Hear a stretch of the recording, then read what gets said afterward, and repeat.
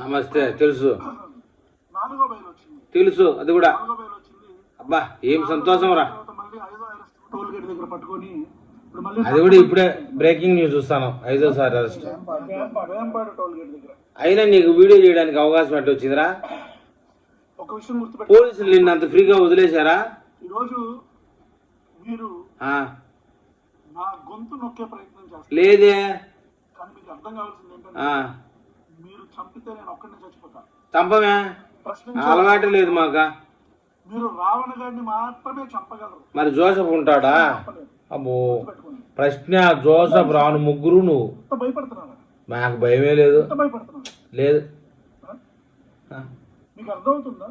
500 మంది police force ప్రతిరోజు నా కోసం, నీకోసమే, నీకేం కాకూడదనే, నిన్ను మార్చడం కోసమే వాళ్ళు ఆహార్నిసులు తిండి తిప్పలో లేకుండా తిరుగుతున్నారు. ఏం లేదు, వాళ్ళ పని వాళ్ళు చూసుకుంటారులే, నీది నువ్వు చూసుకో. ప్రతి ఒక్కరు నాకు సెక్యూరిటీ ఇచ్చుకుంటూ తిరుగుతున్నారు. అవును, నిన్ను గుడ్లతో కొట్టిన రాళ్లతో కొట్టిన మాకు చెడ్డ పేరు. అంటే ఇక ప్రజా సమస్యలు ఏం కాదు, ఉన్నాయి, మేము చూసుకుంటాంలే. దొమ్మింగ్ చేశాను, అంత కాడికి ఘోరాలు చేస్తాను. పవన్ కళ్యాణ్ అనే వ్యక్తిని ప్రశ్నించడం మాత్రమే నేను చేసిన తప్పు. అవును, హిందూ దేవతలను తిట్టడం కూడా. ఈ రోజుకి 4 రోజుల నుంచి నేను భోజనం చేయట్లా. ఎవడు పెట్టలే, నీకు బాగా పెడతాను, తింటానులే. ఈ రోజుకి 4 రోజుల నుంచి నేను తిననోడు అట్టున్నాడు. మంచినీళ్ళు కొడతాను. అబ్బా అన్ని అబద్ధాలే. మీరు చంపేస్తే చంపము, చంపము, మళ్ళీ చెప్తున్నా, చంపరు. మీరు నన్ను చంపేస్తే పోలీస్ స్టేషన్ లోనే నా పేక పిలుచుకో, గాదే సాయి కృష్ణ హత్య జరిగింది కదా, అట్లానో ఎట్లా చంపేయండి. చేయరు. అంతేగాని మొత్తం వ్యవస్థ నిన్ను ఎట్ట తిరిగి మార్చే బయటికి పంపిస్తారు. ఆ గొంతు నొక్కితేనో బోరుగడ్డ అనిల్లాగా, పోసాను కృష్ణమరిలాగా. అనుకుంటే అది మీ పిచ్చి పొరపాటు. ఏమిలే. ఈరోజు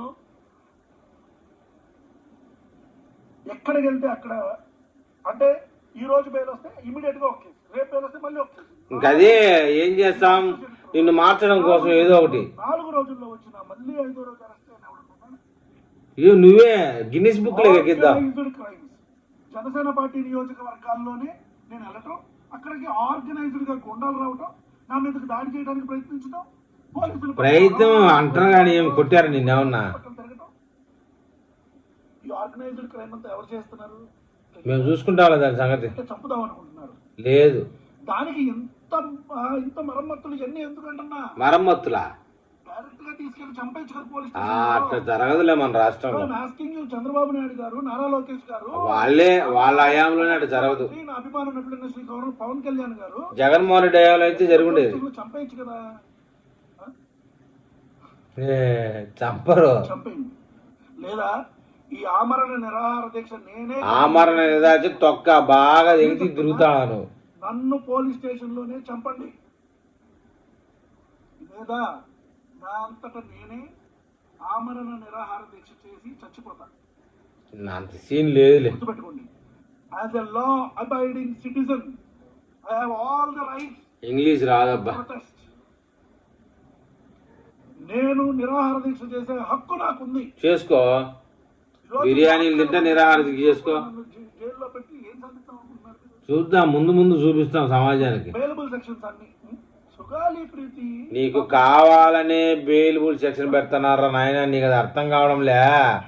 నిన్ను పోలీస్ స్టేషన్లో వేయలేక కాదు, బెయిలబుల్ సెక్షన్లో పెట్టి ఇలా ఉంటుంది ఆ చట్టం అంటే. మీరు లొసుగులు తీసుకొని బూతులు మాట్లాడితే వదిలేస్తారనుకోవద్దు. చట్టంలో కూడా లొసుగులు ఉంటాయి, ఈ విధంగా చేయొచ్చు అని చెప్పడం కోసమే నీ ఒక్కడి విషయంలో పవన్ కళ్యాణ్ హోం మంత్రిత్వ శాఖను నిర్వర్తిస్తున్నాడు. అందరి విషయంలో కాదు, నీ విషయంలోనే. దేవతల్ని తిట్టడం, హిందువుల్ని తిట్టడం, మీసాలు మెలేయడం, నోట్లో అది పెట్టుకో ఇది పెట్టుకోవడం, పేరుకేమో క్రిస్టియన్ సభ పెట్టుకోవడం, రాజకీయ నాయకులను తిట్టడం, ఇలాంటి లొసుగులు ఉపయోగించి మీరు చేస్తున్నారు కాబట్టే చట్టంలో కూడా లొసుగులు తీసుకోవచ్చు అని చెప్పడం కోసం ఇలా చేస్తున్నారు. తిక్కోడా ఎప్పుడు తెలుసుకుంటావేమో మరి నువ్వు.